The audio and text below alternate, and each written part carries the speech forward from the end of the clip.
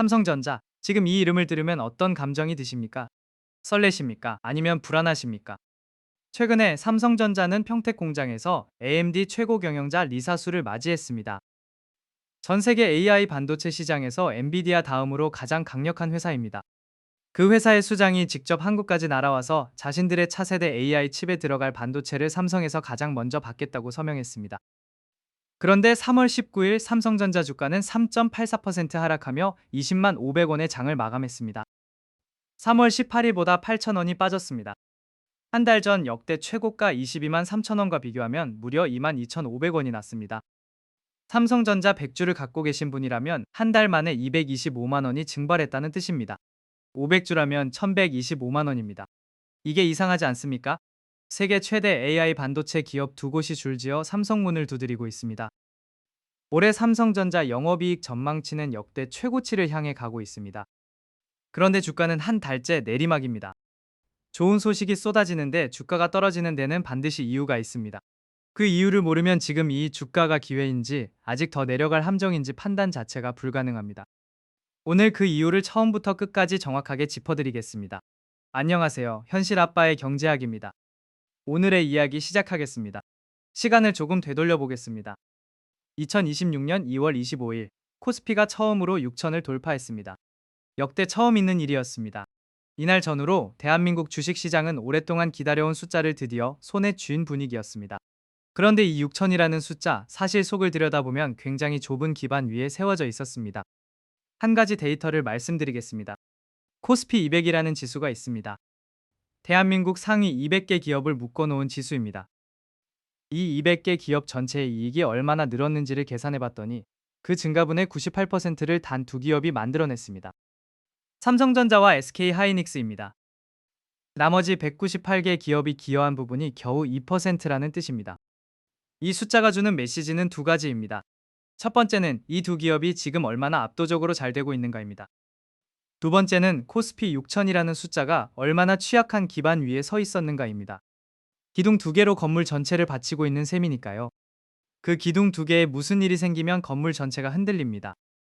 그 두 기업이 왜 이렇게 잘 되고 있는지 이해하려면 AI라는 흐름부터 짚어야 합니다. AI가 왜 반도체 기업에게 돈이 되는지 모르는 분들이 아직 많습니다. 이걸 이해하지 못하면 지금 삼성전자에 무슨 일이 일어나고 있는지 절대 감이 잡히지 않습니다. AI를 생각할 때 많은 분들이 챗GPT 같은 대화 서비스를 떠올립니다. 그런데 그 서비스가 돌아가는 뒤편을 보면 어마어마한 규모의 서버 시설이 있습니다. 데이터 센터라고 합니다. 구글, 마이크로소프트, 아마존, 메타 같은 빅테크 기업들이 지금 이 데이터 센터에 수백조 원을 쏟아붓고 있습니다. AI 경쟁에서 지지 않으려면 데이터 센터를 더 빠르게, 더 크게 지어야 하기 때문입니다. 그 데이터 센터 안에 들어가는 핵심 부품 중 하나가 메모리 반도체입니다. 그리고 AI 전용 반도체, 특히 HBM이라고 불리는 제품은 지금 전 세계가 줄 서서 기다리는 물건이 됐습니다. 왜 이렇게 수요가 폭발하는지 이해하기 위해 숫자 하나를 보겠습니다. 시장조사 업체 트렌드포스는 2026년 1분기 디램 계약 가격이 전 분기 대비 55%에서 60% 상승할 가능성이 있다고 분석했습니다. 분기 하나 사이에 파는 물건 가격이 60% 오른다는 겁니다. 팔면 팔수록 이익이 눈덩이처럼 불어나는 상황입니다. 실적으로 보겠습니다. 키움증권은 삼성전자의 2026년 1분기 영업이익을 38조 원으로 전망했습니다. 이 숫자는 시장에서 예상하던 34조 5천억 원을 이미 크게 웃도는 수준입니다. 그러면서 연간 영업이익이 200조 원에 달할 수 있다고 봤습니다. 200조 원, 이게 얼마나 큰 숫자냐 하면 삼성전자가 지금까지 단 한 해도 이 수준에 도달한 적이 없습니다. 역대 최고였던 2022년에 43조 원과 비교하면 5배가 넘습니다. 글로벌 투자은행들은 더 공격적입니다. 맥쿼리는 2026년 삼성전자 영업이익을 301조 원으로 제시했고 모건 스탠리도 245조 원을 내다봤습니다. 증권사마다 숫자가 다른 건 당연합니다. 정확한 수치보다 중요한 건 방향입니다. 전 세계 주요 금융기관이 공통적으로 한 방향을 가리키고 있다는 사실 자체가 의미 있습니다. 그리고 바로 3월 18일 삼성전자가 평택 공장에서 중요한 행사를 열었습니다. 전영현 삼성전자 DS 부문장 부회장과 AMD의 리사수 CEO가 직접 만나 업무 협약을 체결했습니다. 핵심 내용은 AMD가 개발하는 차세대 AI 가속기에 삼성전자가 최신 메모리를 우선 공급하는 업체로 지정됐다는 것입니다. AMD가 어떤 회사인지 아시는 분들이 많지 않을 수 있어서 잠깐 설명드리겠습니다. AI 반도체 시장에서 지금 가장 강력한 회사는 엔비디아입니다. 전 세계 AI 칩 시장을 사실상 독점하고 있는 회사입니다. 그런데 그 엔비디아의 도전장을 내고 있는 회사가 AMD입니다. 애플, 구글, 마이크로소프트, 메타, 아마존이 모두 AMD 진영과 손을 잡고 있습니다. 엔비디아 한 군데에 의존하면 안 된다는 전략적 판단 때문입니다. 바로 그 AMD가 가장 최신 AI 칩에 들어갈 핵심 부품을 삼성전자에서 먼저 맡기로 한 겁니다. 삼성전자는 AMD 차세대 가속기에 탑재될 HBM4의 우선 공급업체로 지정되면서 그간 경쟁사에 밀렸던 시장 주도권을 단숨에 탈환할 발판을 마련했다는 평가를 받습니다. 여기서 한 가지 더 봐야 할 게 있습니다. 이 계약은 엔비디아의 젠슨 황 CEO가 GTC 2026 행사에서 삼성전자와의 협력을 재확인한 직후 AMD까지 협력 관계를 공식화했다는 점에서 의미가 크다는 평가입니다. 엔비디아에 이어 AMD까지 전 세계 AI 반도체 시장의 양대 산맥이 모두 삼성전자와 손을 잡은 겁니다. 그렇다면 이렇게 좋은 소식이 나온 날 오늘 주가는 왜 떨어지고 있을까요? 이게 오늘 영상의 핵심 질문입니다. 지금으로부터 보름 전으로 가보겠습니다. 2026년 3월 3일 코스피가 정규장에서 7% 이상 급락하며 5,800선 아래로 밀려났습니다. 지수 출범 이후 역대 최대 1일 낙폭이었습니다. 같은 날 삼성전자는 하루에 거의 10%가 빠졌습니다. 100만 원 투자하신 분은 하루에 10만 원이 사라졌습니다. 3천만 원 넣어두신 분이라면 300만 원이 하루 새 증발했습니다. 무슨 일이 있었을까요? 이스라엘이 이란의 최대 가스전을 폭격했고 이란이 보복으로 주변국 에너지 시설에 미사일을 쏘았습니다. 국제유가가 하루 만에 3.8% 뛰며 배럴당 107달러를 넘어섰습니다. 중동에서 전쟁이 났는데 왜 한국 주식이 이렇게 크게 빠지는지 의아하신 분들이 있을 겁니다. 세 가지 경로로 설명할 수 있습니다. 첫째는 에너지 비용입니다. 한국은 원유를 한 방울도 생산하지 못하는 나라입니다. 유가가 오르면 공장을 돌리는 비용, 물건을 운반하는 비용, 냉난방 비용이 전부 올라갑니다. 기업들의 수익이 줄어들고 소비자들의 지갑도 얇아집니다. 경제 전체의 엔진 출력이 낮아지는 겁니다. 둘째는 환율입니다. 위기가 오면 전 세계 돈이 안전한 자산, 즉 달러로 몰립니다. 원화 가치가 떨어집니다. 이 시기 원달러 환율은 1,500원을 넘어서기도 했습니다. 2009년 글로벌 금융위기 이후 처음 있는 일이었습니다. 환율이 오르면 외국인 투자자들이 한국 주식을 팔고 달러로 도망갑니다. 그 매도 물량이 시장을 더 끌어내립니다. 셋째는 금리입니다. 파월 미 연준 의장은 유가 상승이 물가를 자극하고 성장을 해칠 수 있다고 경고했습니다. 유가가 오르면 물가가 올라가고 물가가 올라가면 금리를 내리기 어려워집니다. 금리가 높은 상태가 길어지면 주식시장에서 돈이 빠져나갑니다. 예금이나 채권 같은 안전한 곳으로 이동하기 때문입니다. 유가, 환율, 금리 이 세 가지가 동시에 나쁜 방향으로 움직이면 주식시장은 순식간에 얼어붙습니다. 삼성전자가 아무리 잘 돼도 이 파도 앞에서는 함께 쓸려 내려갑니다. 당시 코스피는 이틀 만에 총 19% 이상 폭락했습니다. 코스피 6천에서 출발해 5천선이 위협받는 수준까지 내려갔습니다. 그런데 시장은 곧 반응했습니다. 이틀간 19% 폭락 직후 하루 만에 9.6% 급반등했습니다. 이게 왜 가능했을까요? 주가가 너무 빠르게 너무 많이 떨어졌기 때문입니다. 기업의 체력이 나빠진 게 아니라 외부 충격으로 순간적으로 내려간 거라면 시장은 그 괴리를 메우려는 힘이 작동합니다. 저렴해진 주식을 사려는 사람들이 몰리면서 반등이 나옵니다. 이 시기 삼성전자와 SK하이닉스를 새로 매수한 개인 투자자들이 각각 12%와 30% 수준의 수익률을 기록하고 있다는 분석이 나왔습니다. 공포 속에 과감하게 들어간 사람들이 단기적으로 상당한 수익을 거뒀다는 뜻입니다. 그런데 최근에 다시 떨어지고 있습니다. 왜일까요? 전쟁이 끝나지 않았기 때문입니다. 유가가 다시 움직이고 있고 환율은 여전히 불안합니다. 3월 19일 코스피는 장중 5,754포인트까지 밀렸고 외국인과 기관이 각각 5천억 원, 3천억 원 규모의 매도를 이어갔습니다. 이게 지금 시장의 현실입니다. 기업은 좋은데 시장은 불안합니다. 실적은 올라가는데 주가는 흔들립니다. 이 두 가지가 따로 움직이는 구간, 바로 지금이 투자자 입장에서 가장 판단하기 어려운 시점입니다. 지금 삼성전자 주가에는 두 가지 힘이 동시에 작용하고 있습니다. 하나는 위로 당기는 힘입니다. 반도체 가격 상승, 역대 최대 실적 전망, 엔비디아와 AMD 동시 동맹, AI 인프라 수요 지속이 이 힘의 원천입니다. 기업 자체의 체력이 어느 때보다 강합니다. 다른 하나는 아래로 당기는 힘입니다. 중동 전쟁의 불확실성, 유가 불안, 고환율, 그리고 금리를 내리기 어려운 환경입니다. 이 두 힘 중 어느 쪽이 더 강하냐에 따라 앞으로 주가 방향이 결정됩니다. 그리고 솔직하게 말씀드리면 지금 이 시점에 그 방향을 정확히 맞힐 수 있는 사람은 없습니다. 전문가들도 마찬가지입니다. 그래서 더 중요한 건 방향을 맞추려는 시도가 아닙니다. 어느 쪽이 됐든 내가 버틸 수 있는 구조를 만드는 겁니다.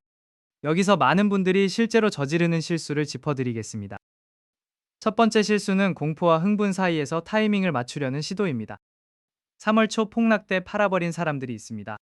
더 떨어질까봐 무서워서 팔았습니다. 그리고 며칠 뒤 10% 가까이 반등이 왔습니다. 그 반등을 보고 다시 사들어간 사람들이 있습니다. 그리고 오늘 또 빠지고 있습니다. 이렇게 공포에 팔고 흥분해 사는 패턴이 반복되면 결국 비쌀 때 사고 쌀 때 파는 결과가 쌓입니다. 두 번째 실수는 수치를 맹신하는 겁니다. 200조 원, 300조 원이라는 영업이익 전망치를 보고 지금 당장 큰 돈을 넣어야겠다는 충동을 느끼는 분들이 있습니다. 그런데 전망치는 현실이 아닙니다. 4월 28일 실제 실적 발표 때까지는 숫자가 얼마나 맞아 들어갈지 아무도 모릅니다. 중동 변수, 환율 변수가 실적에 어떤 영향을 줄지도 변수입니다. 전망치를 신뢰하되 그것을 확신으로 바꾸면 위험합니다. 세 번째 실수는 좋은 기업이면 언제 사도 된다는 논리입니다. 삼성전자가 좋은 기업이라는 건 맞습니다. 그런데 좋은 기업이어도 사는 방법에 따라 결과가 완전히 달라집니다. 2월 고점인 22만 3천 원에 전 재산을 몰빵하신 분과 그 이후 단계적으로 나눠 사신 분의 지금 상황은 하늘과 땅 차이입니다. 기업의 질과 투자의 방법은 별개의 문제입니다. 그렇다면 지금 어떤 기준으로 접근해야 할까요? 첫 번째 기준, 지금의 주가 하락이 어디서 오는지를 구분해야 합니다. 삼성전자가 기술 경쟁에서 밀렸다거나 핵심 고객을 잃었다거나 AI 반도체 수요가 줄었다는 이유로 주가가 빠지고 있다면 그건 기업의 근본적인 문제가 생긴 겁니다. 그런 경우라면 비중을 줄이거나 출구를 고려해야 합니다. 그런데 지금은 다릅니다. AMD와 계약을 맺은 날, 오늘 주가가 빠지는 이유는 이란발 유가 불안과 파월의 매파적 발언 때문입니다. 삼성전자의 이야기가 아니라 세계 경제의 이야기입니다. 이 둘을 혼동하면 잘못된 결정을 하게 됩니다. 두 번째 기준, 내가 감당할 수 있는 기간을 먼저 정해야 합니다. 중동 전쟁이 언제 끝날지 모릅니다. 유가가 다음 달에 안정될지 아니면 배럴당 120달러로 오를지도 모릅니다. 그 불확실성 속에서 단기 방향을 맞히는 건 운의 영역에 가깝습니다. 반면 3년에서 5년의 시야를 가져가면 이야기가 달라집니다.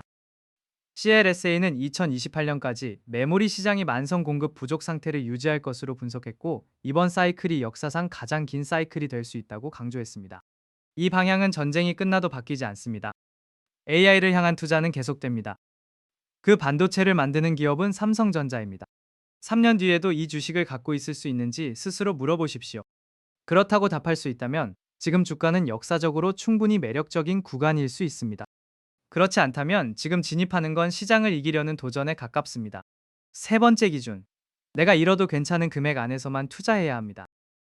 주식은 원금이 보장되지 않습니다. 삼성전자처럼 우량한 기업도 단기적으로는 30%, 40%씩 빠진 적이 있습니다. 그 하락을 버티는 게 심리적으로도 가능하고 생활에도 지장이 없는 금액 범위 안에서만 투자해야 합니다. 이 원칙을 어기는 순간 좋은 판단보다 두려움이 의사결정을 지배하게 됩니다. 그렇다면 구체적으로 어떤 방식이 지금 상황에서 가장 합리적일까요? 매달 정해진 날에 정해진 금액만큼 사는 방식입니다. 금액이 크든 작든 관계없습니다. 중요한 건 고정하는 겁니다. 예를 들어 매달 20만 원씩 삼성전자를 산다고 해보겠습니다. 주가가 20만 원이면 주식 한 주를 삽니다. 주가가 16만 원까지 내려가면 같은 돈으로 한 주가 넘게 삽니다. 반대로 주가가 25만 원까지 오르면 한 주만 삽니다. 이걸 1년, 2년 반복하면 자동으로 비쌀 때는 조금, 쌀 때는 더 많이 사지게 됩니다. 내가 타이밍을 맞추려는 노력을 전혀 하지 않아도 시간이 그 역할을 대신합니다. 이 방식의 진짜 장점은 심리적인 데 있습니다. 주가가 더 떨어져도 불안하지 않습니다. 오히려 더 많이 살 수 있는 기회가 된다는 시각으로 바뀝니다. 반등이 와도 조급하지 않습니다. 이미 올라오는 가격에도 내가 사고 있기 때문입니다. 이 심리적 안정감이 장기 투자를 가능하게 만드는 진짜 기반입니다. 한 가지 반드시 말씀드려야 할 것이 있습니다. 빌린 돈으로는 하지 마십시오. 지금 시장의 빚으로 투자한 잔고가 31조 원을 넘어 있습니다. 이 돈들은 주가가 일정 수준 아래로 내려가면 증권사가 강제로 팔아버립니다. 그 강제 매도가 나오면 주가가 더 빠지고 더 빠지면 또 강제 매도가 나옵니다. 이 연쇄 반응이 3월 초 폭락의 규모를 키운 요인 중 하나이기도 했습니다. 내가 아무리 좋은 판단을 갖고 있어도 빚이 있으면 그 판단을 쓸 기회조차 없어집니다. 오늘 말씀드린 내용을 정리하겠습니다. 삼성전자는 지금 모순적인 위치에 있습니다. 기업으로서는 역대 최고의 시기를 향해 나아가고 있습니다. 어제는 엔비디아에 이어 AMD까지 핵심 공급사로 지정됐습니다. 반도체 가격은 오르고 실적 전망은 이미 사상 최고치를 향하고 있습니다. 그런데 주식시장 안에서는 전쟁, 유가, 환율, 금리라는 외부 변수의 출렁이며 주가가 고점 대비 10% 이상 낮은 상태입니다. 이 두 현실이 공존하는 구간에서 어떻게 판단하느냐가 결국 투자의 결과를 만듭니다. 지금 삼성전자를 사야 하느냐 말아야 하느냐, 이 질문에 정답을 드리는 건 어렵습니다. 그건 여러분 각자의 상황, 기간, 감당 가능한 리스크의 범위에 따라 달라지기 때문입니다. 그래도 한 가지만은 분명하게 말씀드릴 수 있습니다. 지금 이 주식을 어떻게 살 것이냐가 살 것이냐 말 것이냐 보다 훨씬 중요합니다. 한 번에 전부 빌려서 사는 방식은 좋은 기업도 나쁜 결과로 만들 수 있습니다. 나눠서 꾸준히 내 돈의 범위 안에서 접근하는 방식은 불안한 시장도 견딜 수 있는 구조를 만들어줍니다. 시장은 언제나 불확실했습니다. 전쟁도 금융위기도 팬데믹도 있었습니다. 그리고 그 모든 것을 견뎌낸 기업들의 주가는 결국 실적을 따라갔습니다. 지금 삼성전자가 그 실적을 만들고 있다는 사실은 주가가 오늘 어디 있든 달라지지 않습니다. 판단은 여러분이 내려야 합니다. 하지만 그 판단을 위한 기준은 이제 조금 더 분명해지셨기를 바랍니다. 내용이 유익하셨다면 구독과 좋아요 부탁드립니다. 여러분의 클릭 한 번이 이런 정직한 콘텐츠를 계속 만들어가는 데 큰 힘이 됩니다. 지금까지 현실 아빠의 경제학이었습니다. 여러분, 오늘도 정말 고생 많으셨습니다. 긴 시간 시청해 주셔서 감사합니다.